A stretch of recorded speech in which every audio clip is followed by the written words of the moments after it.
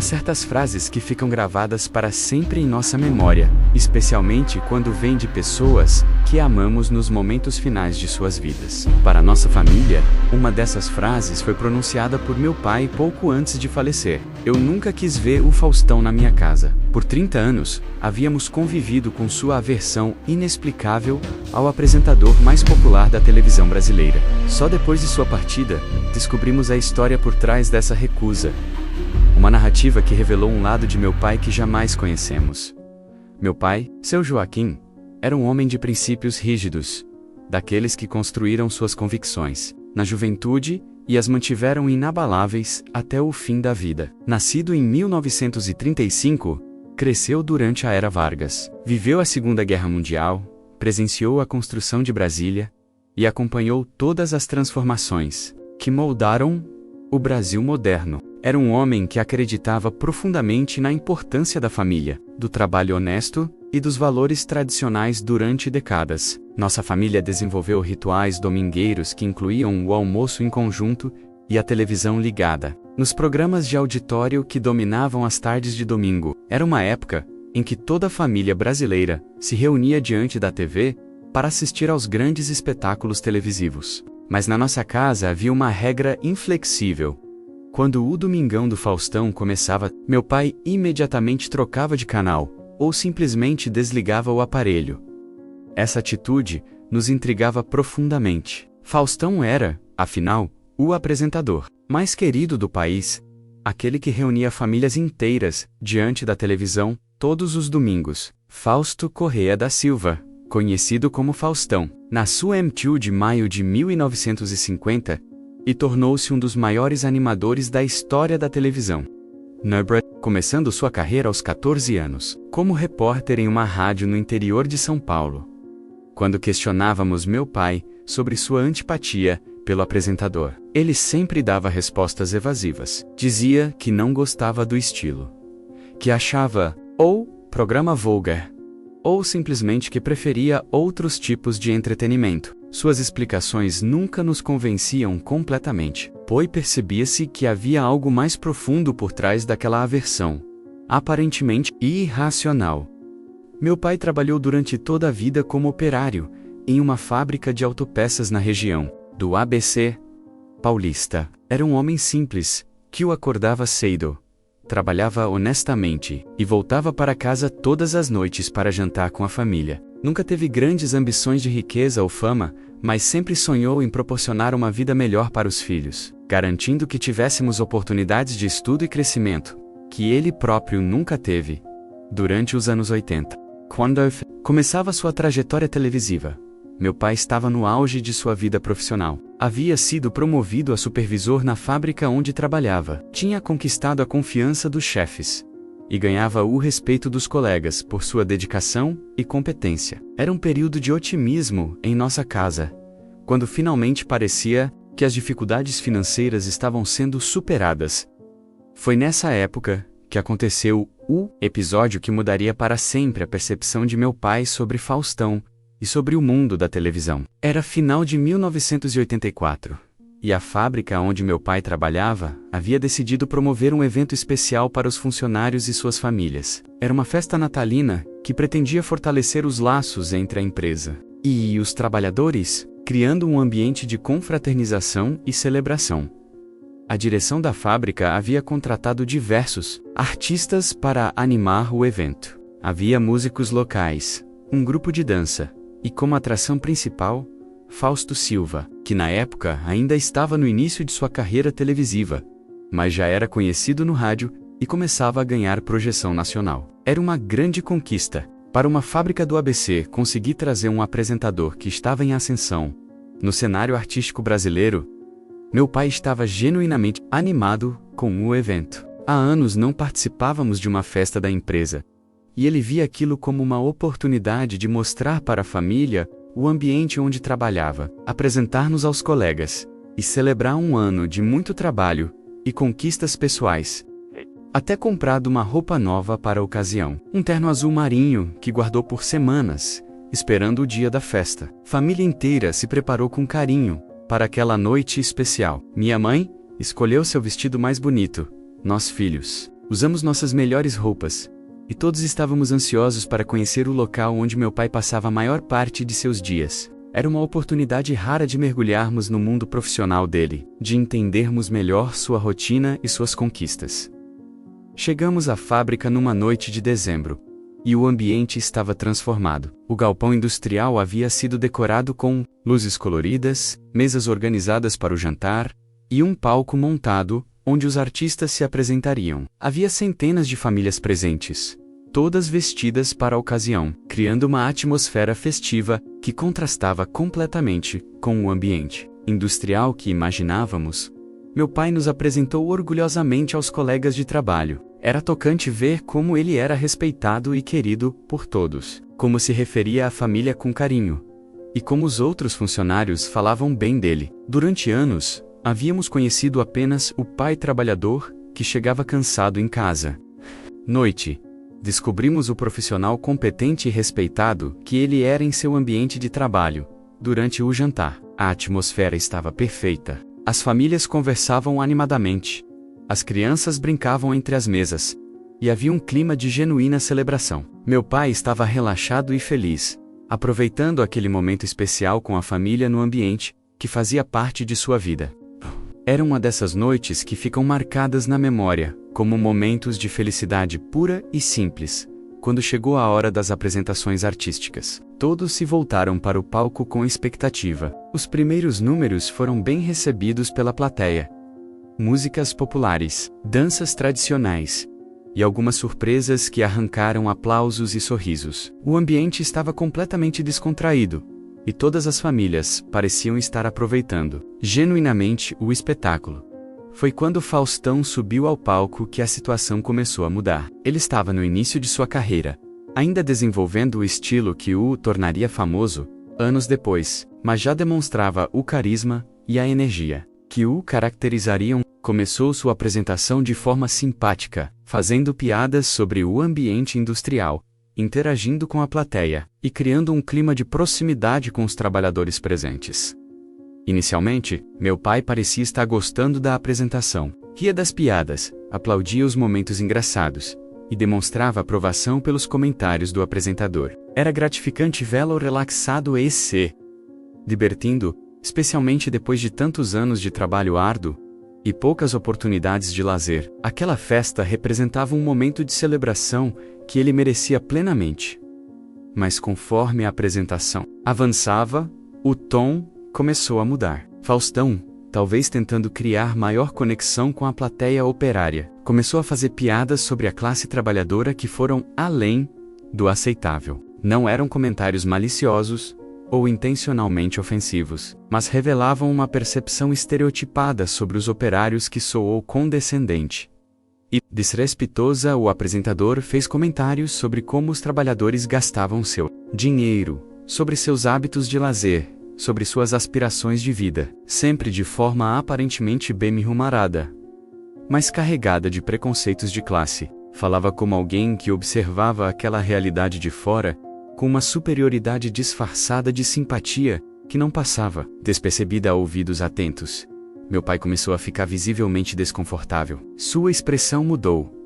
Ele parou de rir das piadas, e percebia-se uma tensão crescente em sua postura. Aos poucos foi percebendo que aquelas piadas, embora disfarçadas de humor, continham uma visão diminuída e estereotipada sobre pessoas como ele. Trabalhadores honestos que lutavam diariamente para sustentar suas famílias com dignidade. Momento que marcou definitivamente a percepção de meu pai, aconteceu quando Faustão fez uma série de comentários sobre as ambições dos operários, com um tom aparentemente bem intencionado. Disse que era admirável como os trabalhadores conseguiam se contentar com pouco, como tinham sonhos simples e como eram felizes mesmo sem grandes aspirações. Para ele, provavelmente eram comentários elogiosos sobre a simplicidade da vida operária.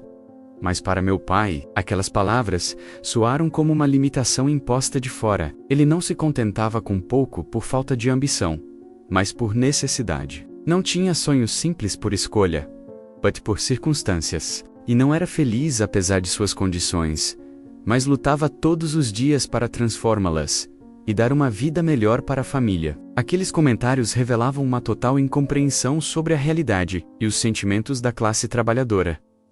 Durante toda a sua vida, meu pai havia enfrentado o preconceito sutil daqueles que viam os operários como uma classe inferior, como pessoas sem cultura ou aspirações. Havia lutado contra essa visão limitada, provando através de sua dedicação ao trabalho e à família que dignidade e valor não dependem de posição social ou renda. Ver aqueles estereótipos sendo reforçados, mesmo que inconscientemente, o feria profundamente. O que mais doeu em meu pai não foram apenas as palavras de Faustão, mas as risadas da plateia. Ver outros trabalhadores rindo daqueles comentários o fez sentir que muitos de seus próprios colegas aceitavam passivamente uma visão diminuída sobre si mesmos. Era como se concordassem com a ideia de que eram pessoas menores, com sonhos menores, com direito a menos na vida. Naquela noite, voltamos para casa em silêncio. Meu pai estava visivelmente abatido, mas não explicou imediatamente o motivo de sua mudança de humor. Apenas disse que havia se decepcionado com alguns aspectos da festa, sem entrar em detalhes sobre o que especificamente o havia incomodado. O resto da família percebeu sua tristeza, mas respeitou seu silêncio. Foi apenas alguns dias depois que meu pai conversou com minha mãe sobre o ocorrido. Explicou como se sentir humilhado pelos comentários de Faustão, como aquelas piadas haviam tocado em feridas que carregava há anos sobre preconceito de classe. Disse que não conseguia entender como alguém podia subir em um palco diante de trabalhadores e fazer piadas sobre a condição deles, mesmo que disfarçadas de simpatia. Minha mãe tentou acalmá-lo, sugerindo que talvez Faustão não tivesse percebido como seus comentários soaram, que provavelmente não havia intenção de ofender ninguém. Mas meu pai respondia que a intenção não importava tanto quanto o resultado. Aqueles comentários revelavam uma forma de pensar sobre a classe trabalhadora que era profundamente problemática, independentemente das intenções por trás dela. A partir daquela festa, meu pai desenvolveu uma aversão profunda, não apenas a Faustão, mas ao que ele representava. Para ele, o apresentador simbolizava uma elite cultural, que se aproximava do povo apenas superficialmente, que fazia sucesso explorando estereótipos sobre as classes populares, mas que no fundo mantinha uma visão condescendente e limitadora sobre essas mesmas pessoas. Essa percepção se intensificou quando Faustão alcançou o sucesso nacional na televisão. Fausto Silva comandou o Domingão do Faustão na TV Globo desde 1989, programa que se tornou um marco na história da emissora. Para meu pai, cada domingo que o apresentador aparecia na televisão era um lembrete daquela noite humilhante na fábrica, quando se sentiu reduzido a um estereótipo de operário satisfeito com migalhas. Durante os anos seguintes, meu pai desenvolveu uma análise crítica sobre o tipo de entretenimento que Faustão oferecia. Via no programa um reflexo da mesma mentalidade que havia presenciado naquela festa. Uma abordagem superficial da cultura popular, que se apropriava de elementos das classes populares, mas sem compreender verdadeiramente suas aspirações, lutas e complexidades. Essa aversão se estendia também às pessoas que assistiam e aprovavam o programa. Meu pai não conseguia compreender como tantas famílias trabalhadoras se divertiam com um entretenimento que, em sua percepção, os diminuía e reforçava preconceitos sobre sua condição social. Era como se assistissem passivamente à própria diminuição, sem perceber as implicações mais profundas daquele tipo de humor. Durante décadas, essa visão moldou completamente a relação de meu pai com a televisão dominical. Preferia programas educativos, documentários, filmes clássicos, qualquer coisa que considerasse mais enriquecedora do que um entretenimento popular oferecido por Faustão. Era sua forma de resistir a um tipo de cultura que considerava prejudicial a dignidade da classe trabalhadora. A família, especialmente nós filhos, crescemos sem entender completamente essas questões. Víamos apenas um pai teimoso, que se recusava a assistir ao programa mais popular da televisão brasileira. Compreendíamos as questões de classe, preconceito e dignidade que estavam em jogo naquela recusa, aparentemente simples. Para nós, era apenas uma peculiaridade paterna que deveríamos aceitar. Com o passar dos anos, alguns de nós filhos desenvolvemos nossas próprias opiniões sobre Faustão e seu programa. Alguns concordavam parcialmente com as críticas de meu pai. Outros achavam que ele exagerava em sua aversão. Mas todos respeitávamos sua posição e evitávamos criar conflitos sobre o assunto. Era mais fácil simplesmente trocar de canal quando ele estava presente. A questão se tornou mais complexa quando os netos chegaram. As crianças da família queriam assistir aos programas de domingo, incluindo o Domingão do Faustão. E não entendiam por que o avô sempre mudava de canal. Meu pai tentava explicar de forma simplificada que não gostava daquele tipo de programa. Mas as crianças insistiam, criando pequenos conflitos geracionais na família durante esses embates familiares. Meu pai começou a articular melhor suas críticas ao programa. Falava sobre a importância de consumir entretenimento que educasse e elevasse as pessoas. Em vez de reforçar estereótipos negativos, tentava transmitir aos netos valores sobre dignidade pessoal e pensamento crítico, usando sua versão a Faustão como exemplo prático dessas lições. Com o tempo, essa atitude de meu pai passou a ser vista pela família como uma questão de princípios. Mesmo quando não concordávamos completamente com suas posições, reconhecíamos que havia consistência em suas convicções, que sua recusa a assistir Faustão fazia parte de um conjunto maior de valores sobre dignidade, respeito e consciência de classe que ele tentava transmitir para gerações seguintes. Quando meu pai adoeceu gravemente, aos 80 anos, a televisão se tornou uma de suas poucas formas de entretenimento. Passava horas assistindo a programas diversos, mas mantinha sua recusa inflexível quando se tratava de Faustão. Mesmo debilitado pela doença, ainda tinha energia para protestar quando alguém tentava deixar o programa no ar, em sua presença. Foi durante seus últimos dias de vida, quando já estava internado no hospital, que meu pai fez aquela declaração que ficou gravada em nossas memórias. Eu nunca quis ver o Faustão na minha casa. Disse isso como se fosse uma das coisas mais importantes que queria deixar registrada. Como se aquela recusa fosse parte fundamental de quem ele havia sido durante a vida. Na época, ficamos tocados pela intensidade com que ele expressou aquele sentimento, mas ainda não compreendíamos completamente suas raízes. Interpretamos como mais uma manifestação de sua teimosia característica, sem perceber que por trás daquela frase havia décadas de reflexão sobre dignidade class social e resistência cultural. Após a morte de meu pai, minha mãe começou a contar com mais detalhes as histórias que ele havia compartilhado com ela ao longo dos anos. Foi então que soubemos da festa na fábrica, dos comentários que o haviam ferido, e de toda a reflexão que ele desenvolveu sobre entretenimento, cultura popular e preconceito de classe. A revelação mudou completamente nossa percepção sobre aquela aversão aparentemente inexplicável. Compreendemos que não era birra ou teimosia, mas uma forma de resistência cultural baseada em uma experiência pessoal dolorosa. Meu pai havia transformado uma humilhação em posicionamento político, uma ferida pessoal em convicção duradoura. Hoje, quando assistimos a programas de entretenimento popular, lembramos das lições que meu pai tentou nos transmitir através de sua recusa. Não que tenhamos desenvolvido a mesma aversão a Faustão, mas passamos a ser mais críticos sobre como o entretenimento retrata diferentes classes sociais, sobre os estereótipos que são reforçados ou contestados, sobre o respeito ou desrespeito implícito nas piadas e comentários. A história de meu pai nos ensinou que por trás de atitudes que nos parecem exageradas ou incompreensíveis, muitas vezes, existem experiências formativas que moldaram profundamente a visão de mundo de quem amamos. Sua recusa em ver Faustão não era sobre televisão, mas sobre dignidade. Não era sobre entretenimento, mas sobre como as pessoas veem e tratam umas às outras.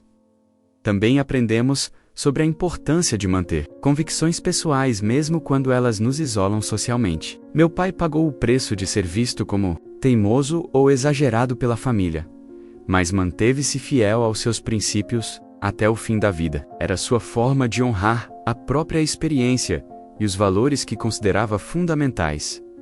A frase "eu nunca quis ver o Faustão na minha casa" passou a simbolizar, para nossa família, muito mais do que uma simples aversão televisiva. representa a complexidade das questões sociais no Brasil, a importância de manter dignidade pessoal, independentemente da posição social, e a necessidade de resistir a formas de entretenimento que diminuem ou estereotipam grupos sociais. Compreendamos, agora que meu pai não estava apenas evitando um programa de televisão, mas fazendo uma declaração política sobre como queria ser visto e tratado como trabalhador, sua casa era seu espaço de dignidade, onde não permitiria a entrada de formas de entretenimento que considerava desrespeitosas com pessoas como ele.